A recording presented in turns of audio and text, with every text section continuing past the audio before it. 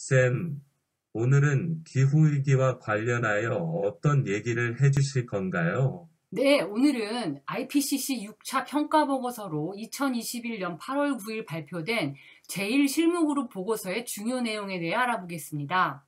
쌤, IPCC란 게 뭔가요? IPCC는 1988년 설립된 국제협의체로 기후변화에 관한 가장 포괄적인 최신 정보를 제공합니다. IPCC 평가보고서는 1990년에 처음 나온 뒤 5 내지 7년 간격을 두고 발간되고 있는데요. 기후변화와 관련하여 모든 사항의 표준 참고 자료로 쓰이며 각국 정부 기후변화 정책 수립에 과학적 근거가 됩니다. 기후변화에 관한 정부 간 협의체는 지난 2021년 8월 9일 제6차 평가보고서 가운데 제1실무그룹 보고서를 발표하고 이 보고서에서 인간의 영향으로 대기와 해양, 육지가 온난화한 것은 자명하다고 밝혔습니다. 이번 제1실무그룹 보고서 작성에는 주저자 230여 명, 기여저자 등까지 합하면 1000여 명 가까이 되는 과학자들이 참여하였으며 1만 4천여 개의 논문을 평가하여 만들어졌습니다. IPCC는 과학 연구를 직접 수행하는 기구가 아니라 기존의 동료 평가를 통해 검증된 연구 결과들을 평가하여 과학적 결론을 내리는 조직입니다. 영문으로 된 제1실무그룹 보고서는 약 4,000페이지에 이르는 방대한 분량이므로 이 중 보고서의 핵심 내용을 담은 정책 결정자를 위한 요약본을 중심으로 살펴보겠습니다. 이번 6차 보고서는 2013년 발표된 5차 보고서에 없던 새로운 사실이 나왔다기보다는 그 추세를 그대로 반영한 보고서라고 볼 수 있는데요. 5차 보고서와 6차 보고서의 주요 내용을 비교한 도표를 참조해 주세요. 쌤, IPCC 보고서가 일단은 영어로 되어 있기도 하고 내용 자체가 전문가가 아닌 사람들이 이해하기에는 쉽지 않은데요. 이번 보고서의 중요한 내용은 뭔지요? 네, 일단 기상이변이 폭발적으로 늘어나면서 돌이킬 수 없는 재앙이 발생하는 지구온난화의 티핑 포인트라고 하는 1.5도 도달 시점이 예전보다 10년 더 앞당겨졌습니다. 2018년 발표된 1.5도 특별보고서에서는 2030년 내지 2052년 사이에 1.5도를 넘을 것이라고 예측하였는데요. 이번 6차 보고서에서는 이번 세기 중반까지 현 수준의 온실가스 배출량을 유지한다면 2021년에서 2040년 중 1.5도씨 지구온난화를 넘을 가능성이 높다고 전망하고 있습니다. 이 티핑포인트 1.5도를 넘어서면 50년에 한 번 나타날 정도의 극한 폭염은 과거보다 8.6배, 집중호우는 1.5배, 가뭄은 2배나 자주 발생할 거란 경고가 이번 보고서에서 나왔습니다. 이번 보고서에는 2019년 기준 지구 이산화탄소 농도는 410ppm을 돌파했다고 되어 있습니다. 2015년 마의 벽으로 불리던 400ppm을 넘어선 지 불과 4년 만입니다. 매년 2ppm 넘게 상승한 건데요. 지금의 농도는 과거 200만 년 동안 한 번도 없었습니다. 200만 년 전이면 인류의 조상이 처음 등장한 시기와 거의 비슷합니다. 그러니까 인류 역사상 처음이라는 뜻입니다. 서기 1년에서 2020년까지 지구 평균 기온 상승 추세를 보면요. 최근 들어 기온이 급격하게 상승하는 걸 볼 수 있습니다. 5차 보고서에서는 산업화 이전 대비 2003년에서 2012년 전 지구 지표면 온도가 0.78도가 상승했다고 봤는데요. 6차 보고서를 보면 2011년부터 2020년까지 1.09도가 상승한 상황입니다. 온실가스 배출만의 영향을 따졌다면 지구 평균 기온은 1.5도까지 올라갔을 것입니다. 그런데 사람들이 온실가스만을 배출하는 것이 아니라 미세먼지도 같이 배출하는데요. 이 미세먼지 때문에 0.4도 정도가 떨어져서 1.09도가 올라간 것입니다. 석탄을 태울 때 발생하는 황산염의 경우 햇빛을 차단하는 효과가 있어서 기온을 하강시킵니다. 이로 인해서 온도가 0.4도 정도 떨어지게 됩니다. 오늘날의 1.09도의 상승은 오직 인간만이 일으킨 것이며 이러한 기후변화가 점점 강해지고 빨라지고 명백해지며 광범위하게 일어나고 있습니다. 지구 평균 온도가 1.09도가 상승하게 되면 더 극단적인 기상현상이 더 많이 발생하게 됩니다. 이번 보고서에 그러한 부분들이 정량적으로 또 지역적으로 잘 설명되어 있습니다. 보고서를 보면 10년에 한 번, 50년에 한 번 일어날 폭염이 평균 온도 상승에 따라 얼마나 더 자주 발생하는지 수치적으로 보여주고 있는데요. 극단적인 폭염이 일어나는 횟수가 늘어날 뿐 아니라 그 강도 또한 증가합니다. 지구 평균 온도가 4도 정도 높아지면 1900년대 이전에 비해 50년 만에 한 번 일어날 만한 폭염이 39.2배 정도 자주 일어나고 강도 또한 세집니다.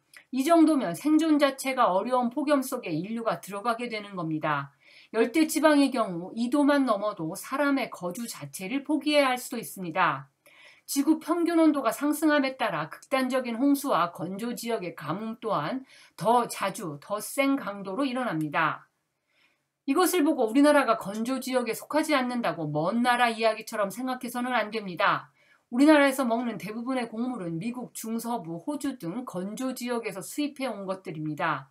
만약 이러한 지역에 가뭄이 심각하게 들면 이들이 수출을 안 해버릴 수도 있고 식량을 구입하는 지역의 식량 공급이 원활하지 않게 될 수도 있습니다. 올해도 미국, 캐나다 서부의 밀 생산 지역들이 가뭄으로 완전히 타들어갔습니다. 이로 인해 곡물 가격이 치솟고 있는 상황입니다. 쌤, 지구 평균 기온이 올라가면 이런 일들이 일어날 수 있다니 그 피해가 정말 상상 이상으로 막대하고 끔찍하네요. 보고서에서 지구의 미래에 대해서는 어떻게 전망하고 있나요?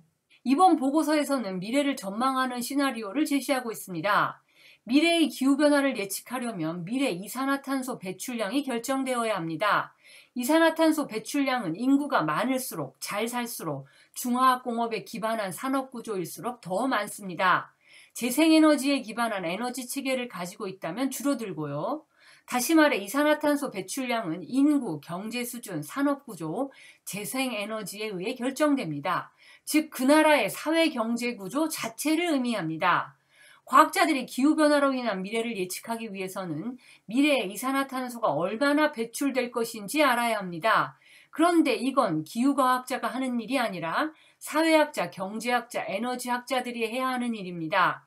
이들이 인구, 경제성장, 산업구조, 재생에너지 비율 등을 결정해서 공통 사회경제 경로 시나리오를 만들면 과학자들이 각각의 이산화탄소 배출량을 추산하여 앞으로 기온이 얼마나 상승할 것인지 미래를 예측합니다. 6차 보고서에서는 5개의 공통 사회경제 경로 시나리오로 미래를 전망했습니다. 온실가스를 가장 많이 배출하는 시나리오에서는 이산화탄소 배출량이 30년 후인 2050년 현재의 2배가 됩니다. 반면 온실가스를 가장 적게 배출하는 시나리오로 미래가 진행되면 2050년경 세계는 이산화탄소 배출과 흡수가 0이 되는 탄소 중립에 도달합니다. 하지만 어느 시나리오로 진행되든지 20년 뒤인 2040년까지 지구 평균 온도는 산업화 이전 대비 1.5도 상승할 것으로 전망됐습니다. 온실가스를 더 많이 배출하는 시나리오일수록 이러한 시점은 점점 더 빨라집니다. 지금 당장 우리가 온실가스 배출을 엄청나게 줄인다고 해도 바로 온도가 떨어지지 않고 조금 올라갔다가 내려가는데요. 이러한 현상을 오버슈팅이라고 합니다. 오버슈팅이 일어나는 원인은 2가지입니다. 첫 번째 이유는 온실가스로 인한 대기의 가열 효과가 뒤늦게 나타나기 때문입니다. 온실가스 농도 상승으로 인한 영향이 공기 중에 드러나기 위해서는 전 세계 바다 표면이 따뜻해져야 하는데요. 그 시간이 최소 10년에서 30 내지 40년 정도 걸린다고 봅니다. 현재 우리가 겪고 있는 기후변화로 인한 산불, 재해 등의 결과는 20 내지 30년 전 배출했던 온실가스로 인한 영향이 지금 드러나고 있는 것입니다. 2번째 이유는 앞서 석탄에서 나온 미세먼지, 황산염이 지구 평균 기온을 0.4도 낮추었다고 말했는데요. 온실가스 배출량을 줄이기 위해 석탄 사용량을 줄이면 황산염이 나오지 않아 냉각 효과가 갑자기 없어져 버리기 때문입니다. 이처럼 단기적으로 냉각 효과가 없어져서 일시적으로 온도 상승이 일어납니다.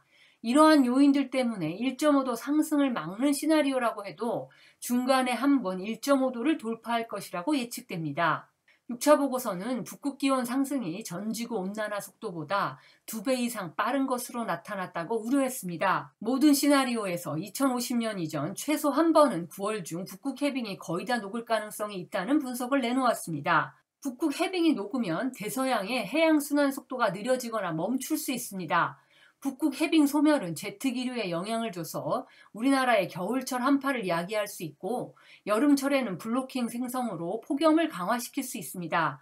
지구온난화로 빙하가 녹으면서 해류 흐름을 바꿔 지구 북반구가 빙하로 덮이는 상황을 그린 영화 투마로우가 현실로 나타날 수 있는 것입니다. 전 지구 평균 해수면은 1901년부터 2018년 사이 0.2m 상승했는데요.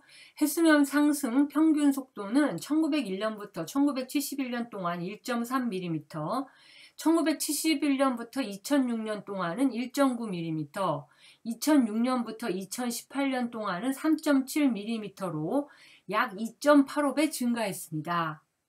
해양의 온난화는 이번 세기 중 기후 시스템이 급격히 변하는 티핑 포인트를 지날 것으로 점쳐집니다.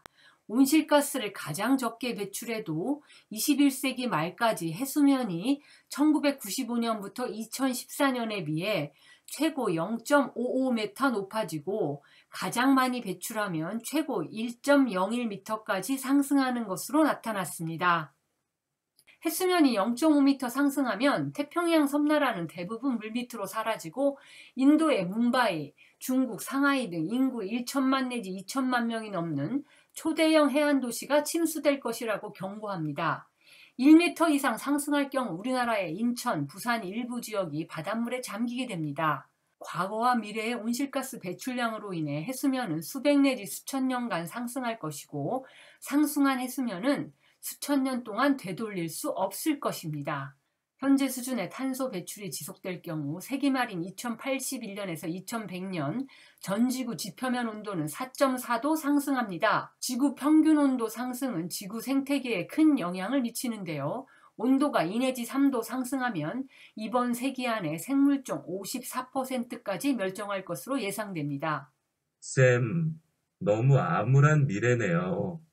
지구온난화를 막으려면 무엇을 어떻게 해야 되는지에 대해서도 이 보고서에 나와 있나요? 네, 보고서의 마지막 부분에서 탄소 중립을 통한 누적 이산화탄소 배출량 제한과 메탄 등 다른 온실가스 배출에 대한 강력한 감축만이 온난화를 억제할 수 있음을 강조하고 있습니다.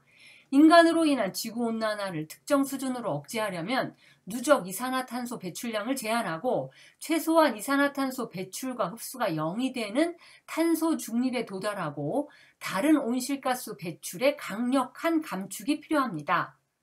탄소 중립이란 이산화탄소를 배출한 만큼 이산화탄소를 흡수하는 대책을 세워서 이산화탄소의 실질적인 배출량을 0으로 만드는 것입니다.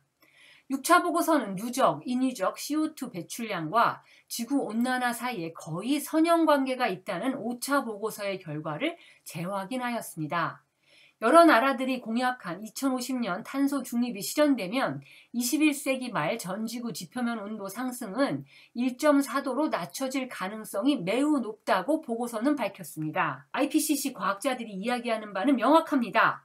2050년까지 탄소 중립을 이루어야 하며 중간 목표로서 2030년까지 배출량을 절반 이상 줄여야 한다는 것입니다.